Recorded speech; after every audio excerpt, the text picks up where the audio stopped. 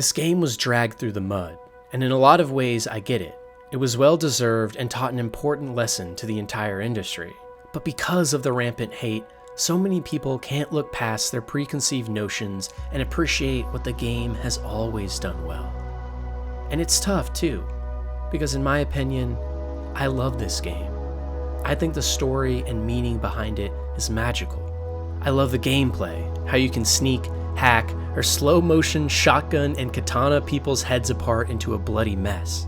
I love the amazing world and architecture, and I just love more than anything how it made me feel, and how it made me reconsider my own life. How it teaches us to focus on the important things in our life, by showing us firsthand how it would feel if we did or didn't. Like watching Johnny at the oil fields realize all the mistakes he made in treating others badly.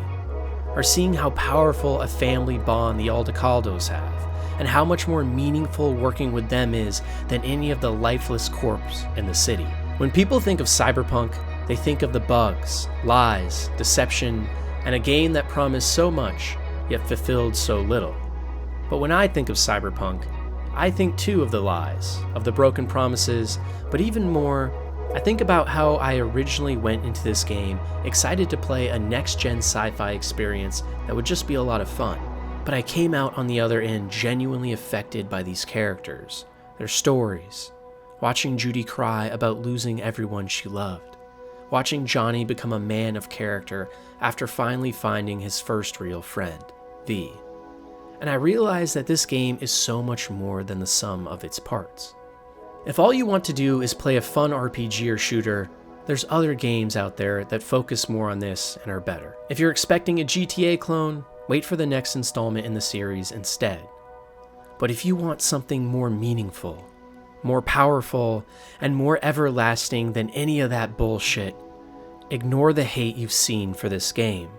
Because I truly believe Cyberpunk perfectly tells the most important story and lesson we can all learn. You know, there's an ending to this game that most people haven't seen, where V can decide rather than to storm the gates of Arasaka with friends, family, or alone, rather, V can decide to end it all right there. And if you choose this ending, the game doesn't back down. It ends, just like it says, right there, without any epilogue to be seen whatsoever. But what you do get is those little video messages at the end.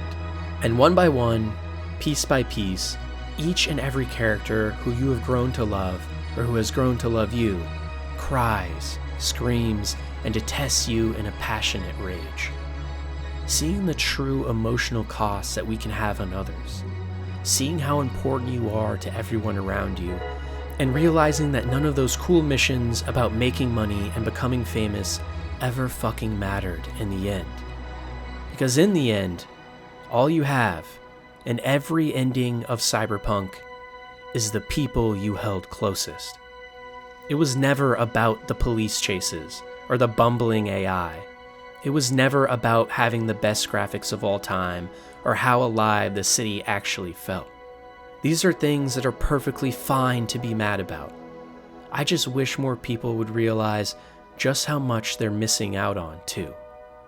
I've played games that are more fun, that have less bugs, and whose worlds feel much more alive. But I've never played a game that affected me quite like this one. That's why Cyberpunk 2077 is, and has always been, an amazing game.